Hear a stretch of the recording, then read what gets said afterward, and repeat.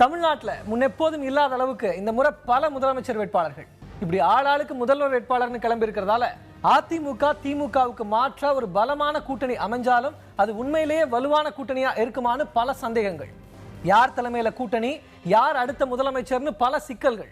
இப்படி எல்லாத்தையும் சமரசம் பண்ணிட்டு ஒரு கூட்டணி அமைச்சாலும் இத்தனை காலமா எங்க தலைவர் தான் முதல்வர்னு கனவுல இருக்கக்கூடிய தொண்டர்கள் அதே உற்சாகத்தோட வேலை பார்ப்பாங்களான்னு பல கேள்விகள். இது எல்லாத்துக்கும் பதில் தேடுற ஒரு முயற்சி தான் இந்த கட்சி கொள்கை கூட்டணி.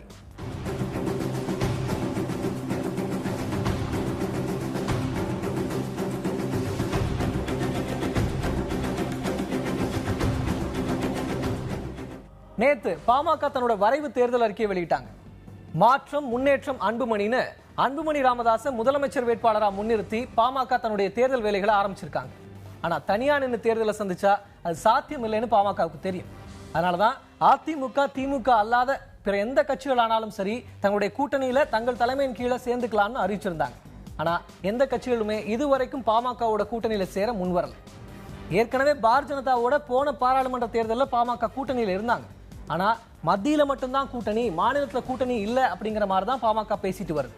இந்த நிலையில பாரதிய ஜனதா கூட்டணி பத்தி பேசிய ராமதாஸ் அன்புமணி ராமதாஸை முதலமைச்சர் வேட்பாளரா ஏத்துக்கிட்டா மட்டும்தான் அந்த கூட்டணி தொடரும்னு பேசியிருக்காரு. முதலமைச்சர் வேட்பாளர்கள் நிறைய வர்றது நல்லது தானே. நிறைய, அதாவது வருஷ கணக்கில் வரிசையில் நிறைய நிற்கிறது நல்லது தானே. தமிழ்நாட்டு அங்கீகரிச்சிட்டாக்கா எங்கள் கட்சியினுடைய பாட்டாளி மக்கள் தலைமையேற்ற அன்புமணி ராமதாஸ் முதலமைச்சர் வேட்பாளர் என்று அங்கீகரிச்சிட்டாக்கா தொடரும். தேர்தலில் வாக்களிக்கிற ஒவ்வொரு வாக்காளரும் முதலமைச்சர் வேட்பாளர் தான். எல்லா கட்சிக்கும் முதல்வர் கனவு இருக்கிறது தப்பு இல்லை. ஆனா பிடிவாதம் பண்ணாம தேர்தல் கூட்டணின்னு வர்றப்போ சமரசம் பண்ணிக்கிட்டாதான் ஒரு பலமான கூட்டணி அமைக்க முடியும், ஜெயிக்க முடியும்னு ராமதாஸுடைய பேச்சுக்கு பதில் சொல்லியிருக்காரு பொன் ராதாகிருஷ்ணன். ஒவ்வொரு கட்சிக்கும் தங்களுடைய கட்சியை சேர்ந்த ஒருவர் முதலமைச்சராக வர வேண்டும் என்பதில் ஆர்வம் கொள்வதில் எந்த தவறும் கிடையாது.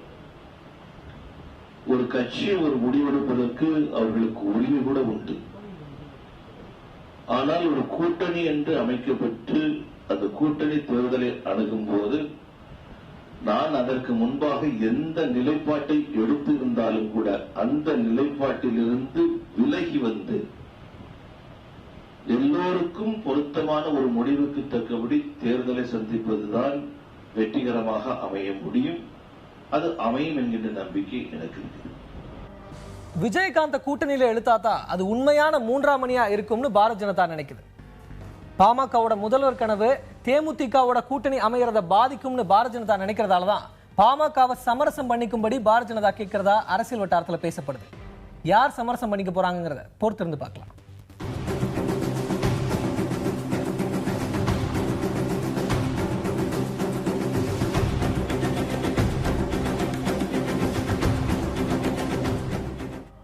மீண்டும் நாளை சந்திப்போம். இது கட்சி கொள்கை கூட்டணி.